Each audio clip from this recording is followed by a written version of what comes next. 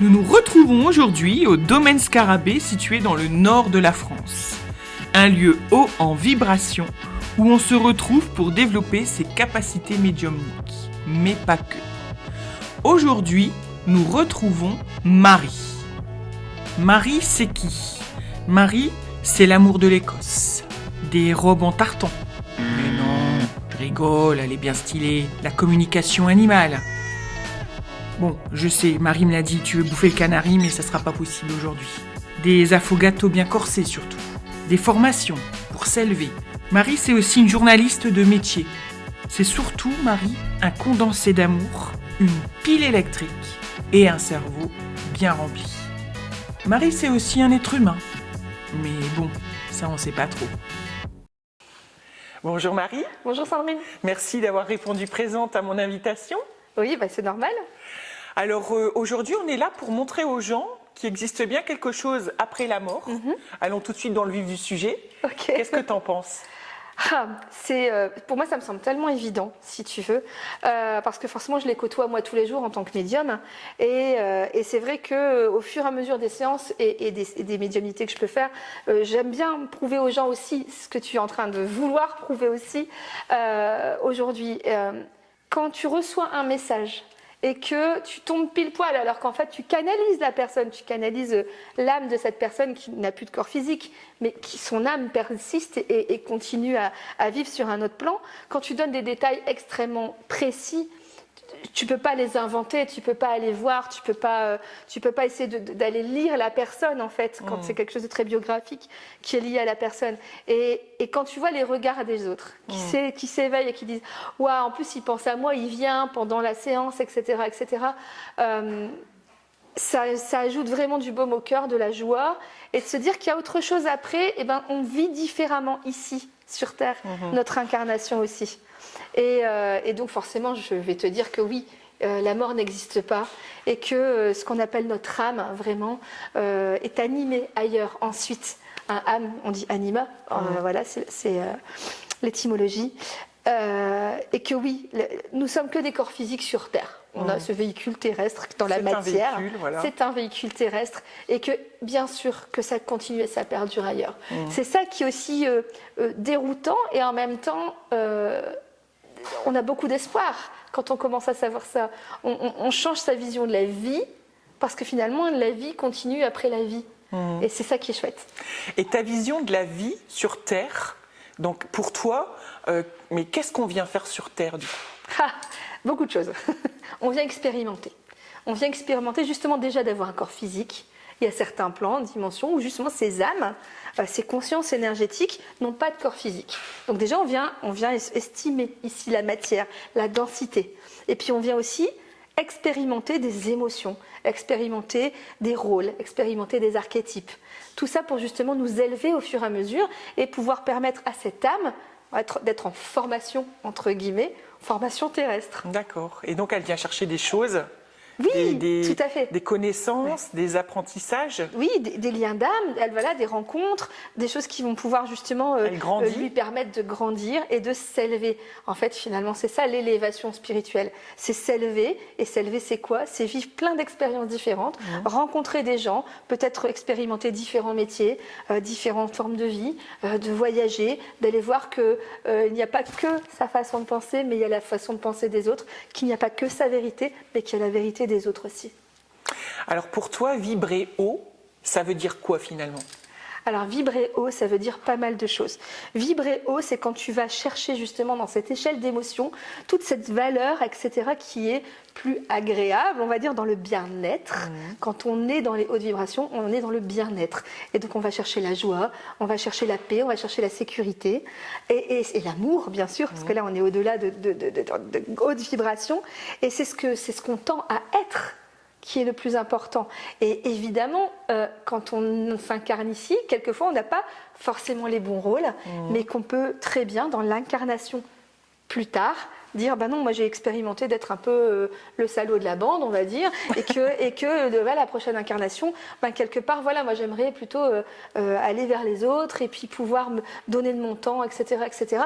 Tout est expérience et tout ce qui est incarnationnel, quelque part, est signé quand tu t'incarnes. C'est ça aussi qui est intéressant à savoir. C'est dur des fois d'entendre ça, par exemple, quand un parent perd son enfant. Mais bien sûr. C'est pas dans la logique des choses, mais vraiment dans les contacts défunts, notamment avec des enfants, j'ai encore fait un bébé hier qui expliquait pourquoi, du comment il est arrivé, et sa maman c'était une warrior, et que c'était pour prouver qu'elle avait cette valeur par rapport aux yeux des autres, etc.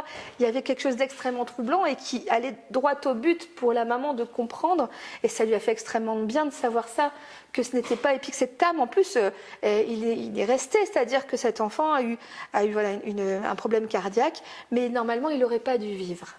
Et il expliquait qu'il avait pris du rab, donc il est décédé 1 mois et demi après parce qu'il voulait avoir du rab. Il avait la rage de vivre et elle l'explique. Et c'était vraiment très troublant, en effet. Donc voilà, on vient chacun avec des temps d'incarnation qui sont plus ou moins courts et aussi des rencontres avec nos parents, avec nos amis, avec notre amoureux, qui font que voilà, on avait demandé ce genre d'expérimentation terrestre dans cette incarnation. Donc en fait, on signerait, je dirais, une sorte de contrat avant de descendre sur Terre, dans lequel on dit, voilà, je viens expérimenter ça, ou donc ça peut être la tolérance, la patience, la persévérance, toutes ces choses. Et même l'impatience, l'intolérance. Oui, les choses aussi, voilà, tout à fait, dans les deux sens. Et donc c'est ça qu'on a signé, et ensuite, on y va. Ensuite, on y va et on garde par contre ce qui est très important, c'est le libre arbitre. L'âme a le libre arbitre aussi de refuser cette incarnation ou de l'accepter pleinement. Bien sûr que quand on l'accepte pleinement, il y a quelque chose de beaucoup plus fluide et il y a beaucoup de gens justement qui sont dans un refus incarnatoire parce que justement ils vivent des choses pas très sympas et que oui, c'est pas juste, c'est injuste. Mais quelque part, dans un certain cas et justement dans ce début d'incarnation, souvent c'est très juste. On est venu vivre des choses sur lesquelles on a désigné certaines choses à vivre avant de s'incarner. Et donc tu dis on peut refuser, mais on se souvient plus quand on arrive là sur Terre. Complètement, c'est ça aussi qui est intéressant, c'est que finalement quand on commence à se sentir mal à l'aise ou à avoir, se sentir ralenti dans les choses, il faut aller voir aussi notre système de croyance. Et généralement, bien sûr que ce sont tes parents qui t'ont donné un système de croyance qui était le leur, puis ensuite l'école, puis ensuite tes amis, etc. Et quand tu commences à être un petit peu serré dans ces croyances en disant non, mais moi je ne veux pas, je voudrais comprendre, j'aimerais savoir pourquoi tout ça m'arrive. Et c'est là que souvent débute l'éveil spirituel. Et tout est affaire aussi d'expansion-contraction. Si les gens peuvent aussi comprendre ça, c'est que quand on a un malheur, quand on a une très très grosse contraction énergétique dans notre vie, on a une expansion justement vers cet éveil, vers justement cette compréhension de l'incarnation, du monde où on vit et du monde d'après. C'est ça aussi qui est intéressant. Merci beaucoup de nous avoir donné ton avis. Rien, donc en fait, là plaisir. maintenant, nous allons, si tu le veux bien, expérimenter en fait un contact défunt. D'accord. Donc je vais tester pour vous. C'est voilà un grand moment à chaque fois. Donc ce n'est pas ma première expérimentation à moi de contact défunt. Par contre, avec Marie sur le contact défunt pur, une séance comme ça sera la première. Ouais, c'est la première fois. On y va, c'est parti. On va y aller gaiement. On y va. Et puis, comme ça, vous pourrez voir, en fait, l'idée vraiment, c'est de voir ce qui vous attend. Si vous décidez de prendre rendez-vous un jour avec Marie ou avec un médium qui est par chez vous, eh bien, vous verrez ce que ça fait. Et moi, en tout cas, je suis prête à y aller. Quelle pression. Allez.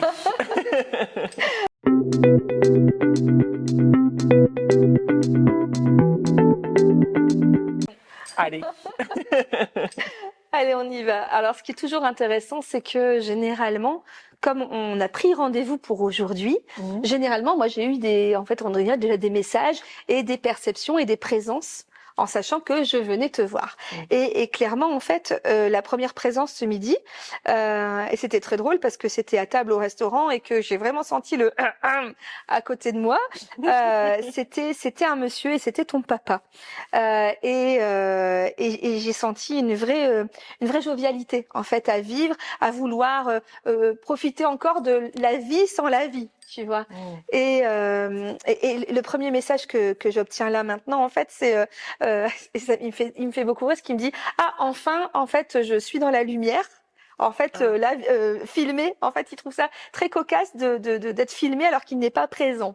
En tout cas, présent dans la matière. Mais ça m'étonne pas de lui Ouais. parce qu'il est il était très comique. Donc, il adorait rire et faire des blagues. Et du coup, ça ne m'étonne pas du tout qu'il puisse faire des... Il parle aussi de cette capacité que tu avais petite quand c'est drôle parce qu'il explique que justement quand il y a une petite crispation, une dispute ou que les gens râlaient ou qu'il râlait lui surtout parce qu'apparemment il râlait. C'était un râleur. Que tout de suite il faisait wouh wouh wouh, un peu le clown. Oh regardez, j'ai une nouvelle barrette. Oh regardez, je me suis mis des paillettes. Enfin il y a un truc un peu très pacificateur chez toi que tu as toujours eu dans la famille. Je sais pas si ça te parle du coup. Oui, c'est vrai. Et donc ouais, et c'est drôle parce que je vois aussi un anniversaire. Je vois un anniversaire et on t'offre un vélo. Mhm. Ça te parle aussi ça? Oui, j'ai eu un Moi, vélo. t'as eu 8 ans? Ça te parle à 8 ans? Oui, tout à fait. Et je me demande s'il y a eu du chagrin un peu parce que apparemment tu étais une casse-cou quand même et t'as dû te blesser en fait un petit bobo et en fait t'as pleuré à ton anniversaire, ça l'a vraiment troublé parce que c'était lui qui était chercher le vélo et qui t'a poussé genre mais vraiment je vois le côté allez c'est bon ma fille on y va et boum quoi paf le chien. Enfin, il y a vraiment ce côté là et je te vois égratigner au niveau de tes genoux. Alors, j'ai eu un accident comme ça, dont je me souviens très bien. Ce qui est étrange, c'est que dans notre cerveau, on a plutôt tendance à souvenir parce que je suis sûre que j'ai eu plein de bons moments avec ce Oui. vélo. Ah, Mais cette chute, je m'en souviens bien, effectivement, parce que j'avais... alors, je vais être un peu gore, mais j'avais un petit caillou coincé dans le genou. Et je voulais absolument pas qu'on me touche c'est ça qui a eu du chagrin. le genou, quoi. Parce Ok. que mais mon père voulait absolument m'enlever ce caillou qui était resté. Et du coup, ça a été atroce. Alors, ils avaient pris du désinfectant qui piquait. Enfin, j'avais l'impression de mourir. Et donc, il a dû me tenir parce que il fallait enlever ce caillou. Donc, Je c'est voulais ça, le pas qu'on chagrin. m'approche. Ok. Donc, il a été contrarié de devoir enlever ce caillou. Effectivement, c'est vrai que Ouais, c'est hyper c'est rigolo. un épisode qui reste. Le caillou du vélo. Le Ouais. caillou du vélo. Ok, je comprends mieux du coup pourquoi c'est important. Parce qu'en fait là, il m'explique aussi que il a pas pu suivre les anniversaires longtemps après. Et donc le côté adolescente, alors même s'il explique un petit peu qu'il a joué le videur de boîte auprès de toi parce qu'il trouvait que franchement sa fille était trop jolie et trop sollicitée, notamment. Alors je vais te donner même un exemple hyper précis parce qu'il m'en donne un.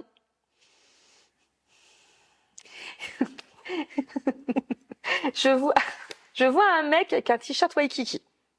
Alors, je sais pas si ça te parle. Ben oui, C'est parce que l'été. c'était notre époque, ouais, effectivement. Et un t-shirt blanc avec les grosses inscriptions là. Et vraiment, c'était presque limite du harcèlement.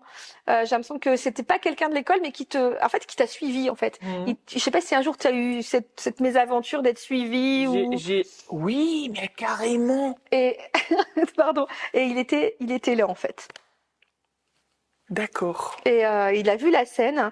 Enfin bref, C'est pas une très bonne scène pour moi. Ouais, je vais non, pas mais vous c'est mentir, parce qu'il veut expliquer aussi que il a été présent aussi, même quand il était plus présent dans la matière. Il t'a suivi en fait et il t'a beaucoup protégé. Il te protège encore. Et justement, il continue à me donner des exemples.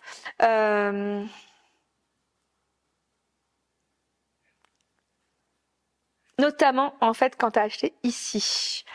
Quand tu as acheté ton domaine, il y a eu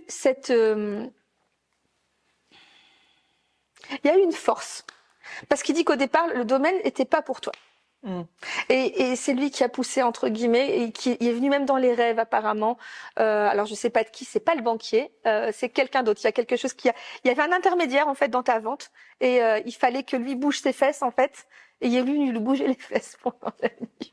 Et il a changé de décision. Je sais pas si ça te parle. Ça a été difficile pour moi parce qu'en fait, je pense que c'est la personne à qui j'ai acheté qui était très attachée à ce lieu et finalement, ça n'allait jamais. Ouais, d'accord. Ça n'allait jamais. Et pourtant, il avait quand même un projet et tout ça, mais ça faisait déjà 6 ans que ce lieu était en vente et trouvait jamais le bon acquéreur. C'était toujours des excuses pour pas vendre. D'accord. mais moi, je savais que c'était ce lieu. Donc, il y a quand même eu le Covid entre deux. Donc, j'ai patienté quand même. J'ai patienté 1 an et demi pour avoir ce lieu.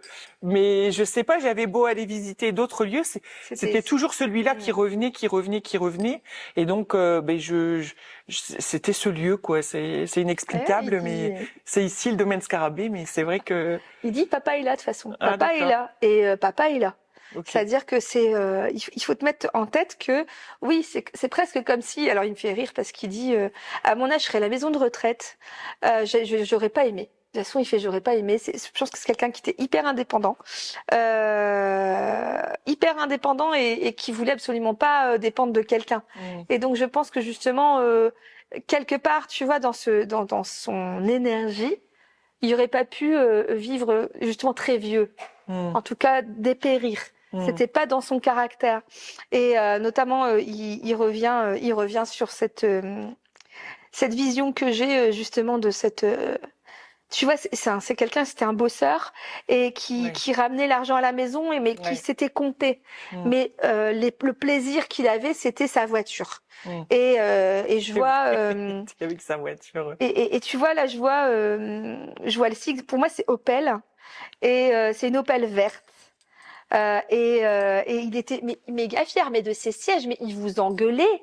Genre, je te vois avec une sucette, mais venir avec une sucette, je te promets, ça Alors déjà, je confirme, c'était bien Opel. Tous les 3 ans, il achetait la nouvelle Opel. C'était vraiment incroyable. Ça me touche parce que c'était sa voiture et voilà, c'était une marque pour laquelle il avait confiance et je sais pas, pour lui c'était Opel. Donc on a eu toutes les Opel, je crois, toutes les berlines Opel, on les a eues. Et donc il vient un petit peu en disant, je m'excuse que franchement des fois j'étais presque trop, c'était chiant en fait, à cause pour cette voiture en fait. Je vous vois partir en vacances aussi, le long de la côte d'Opale. Pour moi c'est au niveau de la côte d'Opale, le Cap Blanc-Nez, tu descends même vers la Somme. Enfin tu sais cette partie là. Il aurait préféré, il aurait aimé continuer longtemps. Et c'était en fait, même de vous voir. Ton papa, en fait, avait des plaisirs simples. Il était pas chiant, il était pas, voilà. Et ce plaisir simple de vous voir vraiment gambader, en fait, voilà. C'est marrant, je vois quelqu'un avec un plâtre, mais c'est pas toi. Moi, je pense que c'est ta sœur. Je la vois avec un plâtre. Alors, c'est plutôt jambe droite. Et ça me fait rire parce que clairement, dès que vous étiez pas bien, dès que vous étiez blessé avec tes genoux, regarde, il me parle toujours de ça. Ça lui faisait du chagrin, quoi. Alors, il était très sensible. D'ailleurs, on rigolait parce que on regardait La Petite Maison dans la Prairie à l'époque. Et on rigolait parce que nous, on pleurait pour Charline Gals ou Marine Gals, mais lui aussi. Donc, on le voyait qu'il faisait discrètement. Tu vois, c'est drôle parce que t'as vu pourtant dans sa carrure, il a une vraie carrure. J'oserais même dire que c'est tout à fait mon type d'homme. Mais je sais qu'il rit avec ça, il aimait bien quand même. Il aimait pas plaire, c'est pas quelqu'un qui se trouvait beau, mais il y avait quand même un charisme.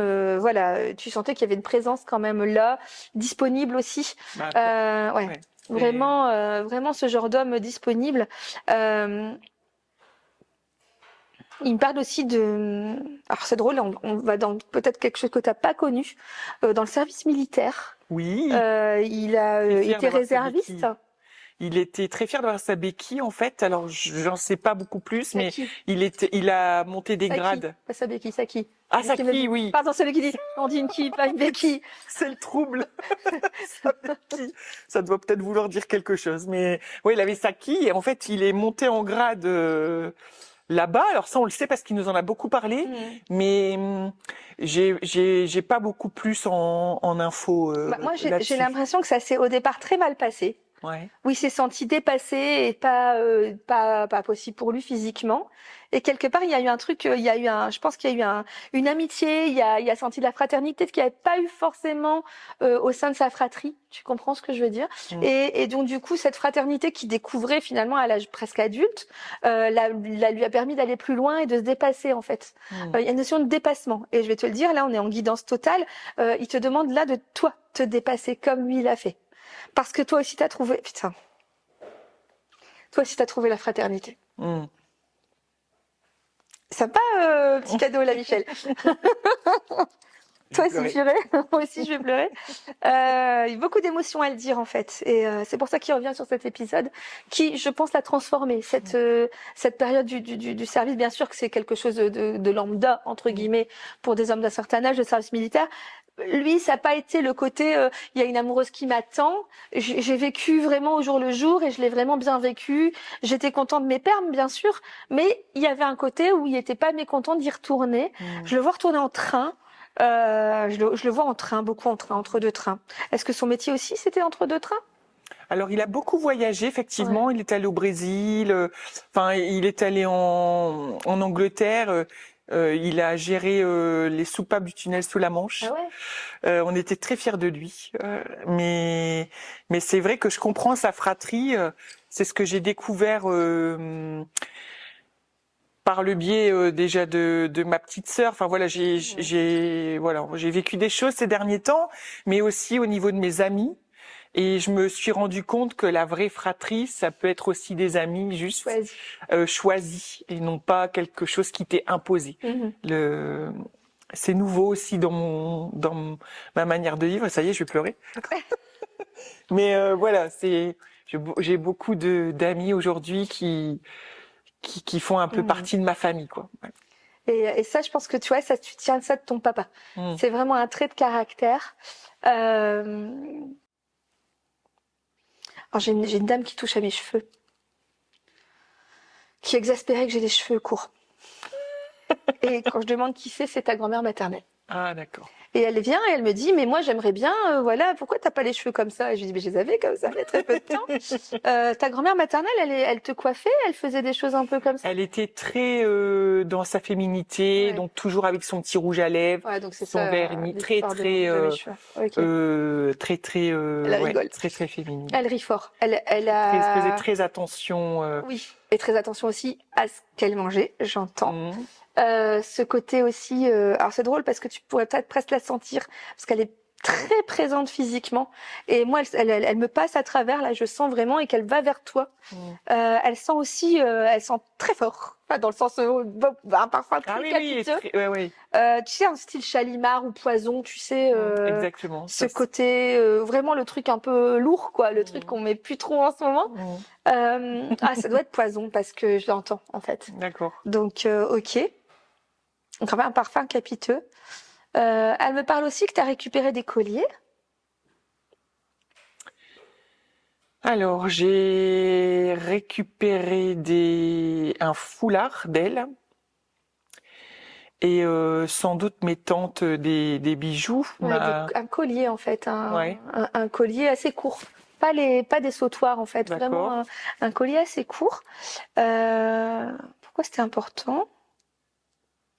Elle aimait bien les camées. Tu vois les camées? Ouais. Tu vois les petits camés. Elle me montre. Désolée, on est un petit peu truc girly là parce qu'elle me montre sa boîte à bijoux. C'est ma grand-mère maternelle. Elle était comme ça. Mamie Jeanne. Mamie Jeanne, elle me dit, tu sais, la santé, c'est hyper important. Et moi, je me suis un peu négligée au profit des autres. Et j'ai l'impression qu'elle a eu une infection au long cours qui a fait que finalement, elle aurait pu aussi avoir plus de confort. Mais elle faisait, non, je vais aller plus loin. Non, non, le docteur, non, pas aujourd'hui. Et ce côté aussi prise en charge, elle a eu une prise en charge palliative, ta grand-mère? Je sais qu'elle est allée à l'hôpital, effectivement. Et que c'est là-bas qu'elle est décédée en fait. Dans l'hôpital. Il y a eu beaucoup de soins de confort par rapport à la douleur. D'accord. J'ai l'impression que elle a plutôt bien vécu. C'est étrange de dire ça. cette période avant de partir, D'accord. qui lui a permis d'être en paix, de se sentir sécurisée. Ta grand-mère, elle se sentait pas très sécurisée. Elle était pas très sécure dans la vie. J'ai l'impression elle était toujours inquiète de tout, Ouais. de l'argent, Ouais. de comment, puis par son mari aussi. Voilà, il y a ce côté son mari où apparemment il lui donnait pas beaucoup d'attention. Et donc du coup, elle était toujours à En se fait, il mettre est des parti trucs. Voilà. avant elle. Ouais. Donc, elle s'est retrouvée seule et effectivement, du coup, voilà, elle avait une inquiétude de personnes âgées, sans doute. Ouais, mais là, c'était Seule. franchement exacerbé. Hein. Ah Je ouais. le sens bien. Ouais, ouais, ouais. Mais elle est heureuse en ce moment. Elle est heureuse et je pense qu'elle a aussi, elle avait un caractère très créatif. Il y a quand même quelque chose de création un peu. Il fallait subvenir aux besoins du foyer, mais il y a quand même la création qui vient et j'ai l'impression qu'elle met entre guillemets dans l'entre-deux-vie. Elle est plutôt allée chercher ce style-là de création et cette idée de projet. Ça, tu tiens ça d'elle. Par contre, ce côté, tiens, j'ai une idée. J'ai une idée. Ça, c'est de elle que tu tiens ça. Ça te parle, ça? En fait, ils avaient créé une société avec mon grand-père et ouais, c'était des chefs d'entreprise. Alors j'ai pas suivi trop le dénouement de tout ça, mais effectivement, ils avaient une société dans le bâtiment. Donc et moi j'adore faire des travaux. Ouais, ouais, toi tu adores les travaux, ça je confirme. Ouais, elle revient sur le côté, ne néglige pas ta santé, justement, dans tes projets. Tes projets de vie, ça doit être vivre le plus longtemps possible en bonne santé. Ouais, je sais pas pourquoi la santé, c'est hyper important. Et je pense que même quand quand on disait santé, elle le pensait vraiment, quoi. Genre, j'envoie vraiment des vœux de bonne santé. Bonne année, bonne santé, c'était hyper important pour elle. Ça, il y a aussi une notion avec ta grand-mère d'avoir vécu un déménagement un peu forcé. Quand elle était assez jeune, alors je sais pas si tu connais l'histoire avec tes arrière-grands-parents, tes arrière-grands-parents, il y a quelque chose un rapport avec la guerre, où justement, tu vois, le village, on savait qu'ils allaient passer dans le village, quoi, et que clairement on a dit, bah non, écoute, t'irais pas chez Tati. Tu sais, et il y a ce côté un peu pendant plusieurs mois, je pense qu'il y a eu un éloignement avec tes arrière-grands-parents du coup, qui ont été un peu lourds, mais qui étaient nécessaires. Elle le sent maintenant en fait, et le message c'est par rapport à ça, c'est que c'est peut-être aussi pour ça transgénérationnellement que tu gardes tes enfants auprès de toi. Il y a ce côté-là où se sentir, tu sais, pas abandonné, mais cet étirement du lien. Je pense qu'en fait, ce qu'elle a ressenti fait que finalement, toi, dans le transgé, ben voilà, il y a le fait que tu bosses avec tes filles, tu vois, et ben il y a ce côté-là de regroupement familial qui pourrait te donner un indice sur ce que tu vis en ce moment. D'accord. Et je la trouve joviale et en même temps très anxieuse. Elle est comme ça, elle est souriante, elle aime bien prendre la lumière, mais elle a quand même ce côté, tu sais, d'hypervigilance. Ouais, je pense que c'est un peu ça, ouais, vraiment. L'hypervigilance. Vraiment, c'était cette inquiétude du lendemain. Ouais. Et à la fois toujours pomponnée, toujours jolie, rayonnante, quoi. Tu vois, c'est toujours assortie. Enfin, je l'entends toujours assortie. Le petit tailleur rouge, comme elle était blonde avec le petit rouge à lèvres. Aussi envie d'un intérieur mais nickel. Un peu maniaque. Le côté où j'ai l'impression qu'elle n'avait pas beaucoup de pièces, tu sais, mais que c'était au cordeau pratiquement, et que par contre, ça la dérangeait pas que les petits enfants viennent et foutent un peu le Bronx. Il n'y a pas de problème là-dessus. Mais il y a quand même ce côté où on va vite ranger. Tu sais, il y a le verre, il est comme ça, elle fait ça, quoi. Il y a quand même un petit peu ce côté-là. Il y a beaucoup d'amour non dit. Beaucoup d'amour pas dit forcément au moment où vous étiez vivant, où elle était vivante et où vous étiez avec elle, mais beaucoup de soutien et d'amour. Et puis même ta maman, il faut peut-être lui dire aussi, il y a un gros message à maman qui est dans l'anxiété, je pense un petit peu aussi, et peut-être lui expliquer que c'est pas à elle, mais que c'est peut-être un peu aussi par rapport à l'éducation qu'elle a eue en fait, cette anxiété en fait, tu sais, par rapport, je sais pas si ta maman elle aime bien, parce que là j'entends ta grand-mère qui me dit, ah mais elle regarde pas la télé, elle regarde pas les infos, Enfin, elle ne supporte pas. Et dès qu'elle regarde les infos, elle n'est pas bien après. Et je ne sais pas si ta maman t'as cette idée-là pour elle.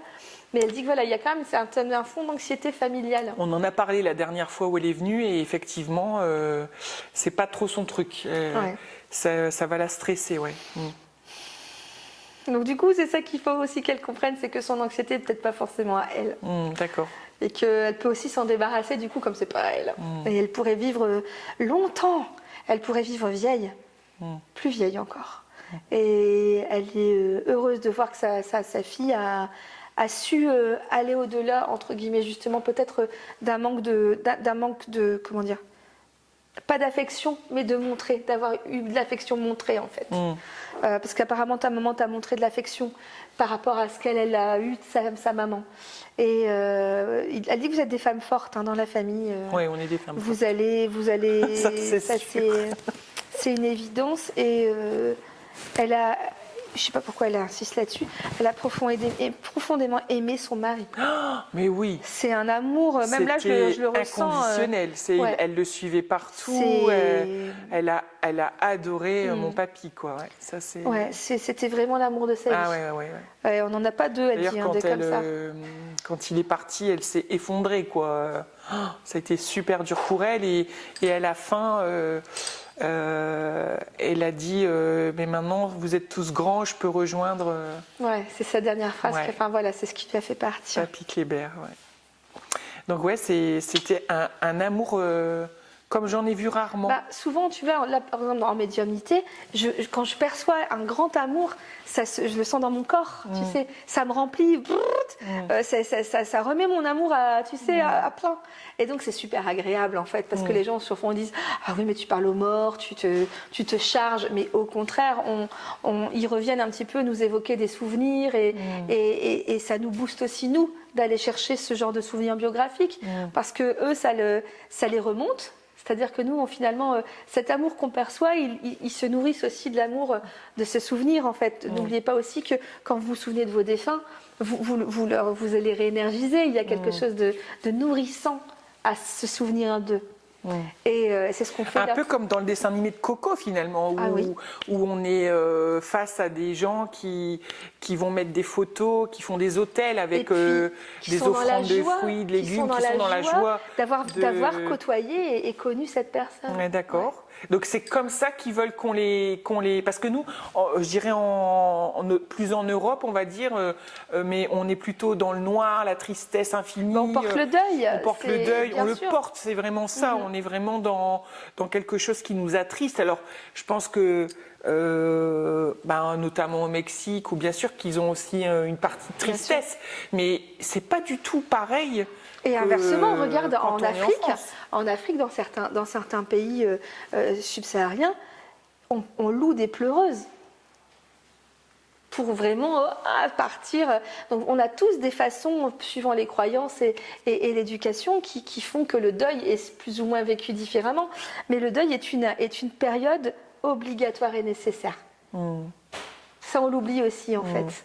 Et que cette disparition, entre guillemets, c'est-à-dire ce corps physique qui ne fonctionne plus, quand on va vers cette croyance justement que la mort n'existait pas et que la vie continue après la vie, on a un deuil qui est différent. On a un deuil qui est moins subi.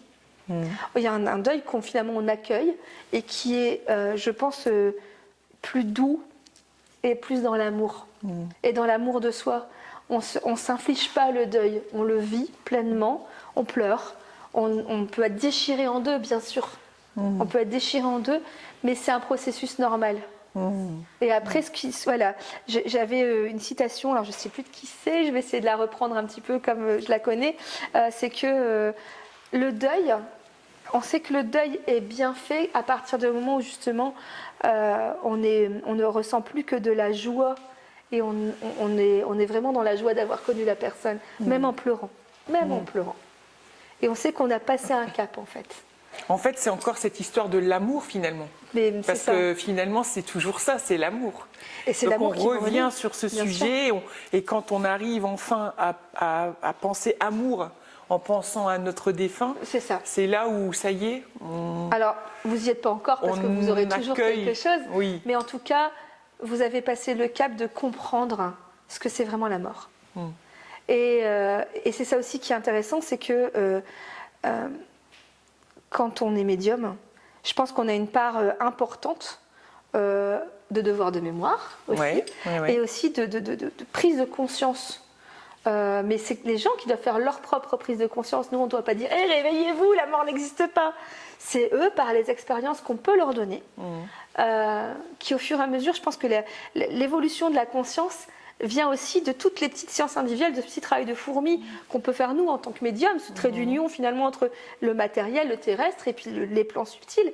Et chaque petit bout comme ça va, à un moment donné, va faire basculer justement l'inconscient collectif vers la réalité que la mort n'existe pas.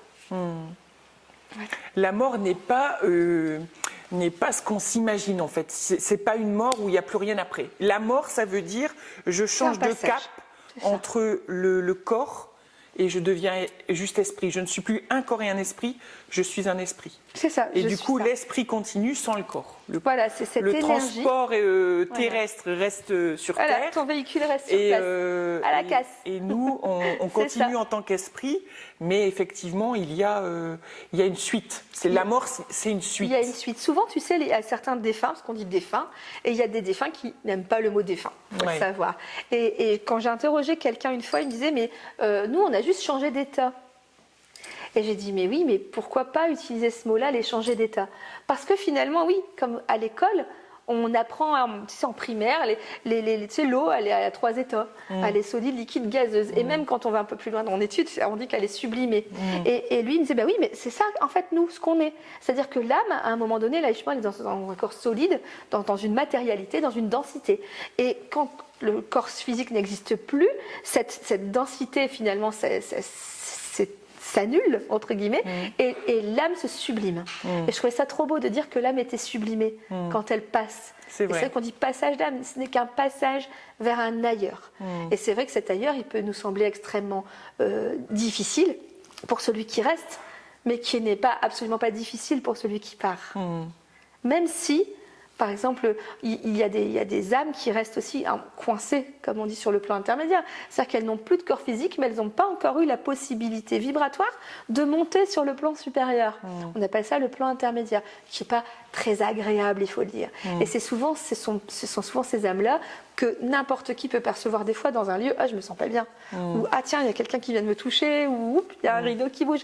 Il y a certaines manifestations que ces âmes ont besoin d'aide pour passer, pour monter vibratoirement sur le plan supérieur. D'accord. Et toi, donc déjà, Marie, merci beaucoup pour ce contact défunt. De rien. Pour ces deux personnes, enfin je dis personnes, mais ces deux âmes qui sont venues me voir. Oui.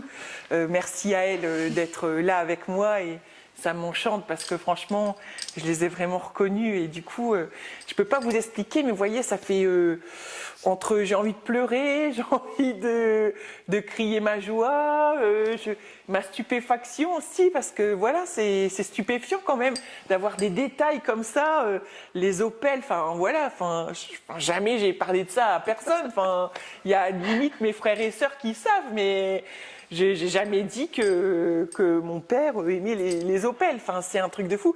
C'est ma grand-mère qui était très féminine. Je la vois encore avec son rouge à lèvres. Des fois, elle débordait un petit peu. C'était trop marrant, mais ça suivait toujours avec sa petite veste rouge. Enfin, c'était trop mignon et c'était la classe en fait. Elle avait une classe. Elle avait une classe.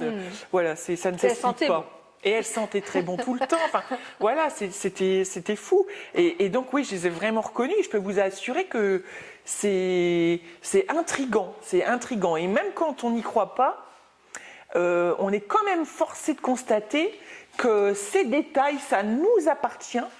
Et comment une médium fait pour trouver ça, à part de l'entendre. C'est juste inexplicable. Enfin, c'est des trucs qui sont trop pointus, trop détaillé pour que ce soit inventé par quelqu'un d'autre. Donc Marie, comment tu fais quand tu as des gens, enfin des âmes qui viennent? C'est quoi? Tu les entends, tu les vois? Ok. Alors en fait j'ai un peu tout.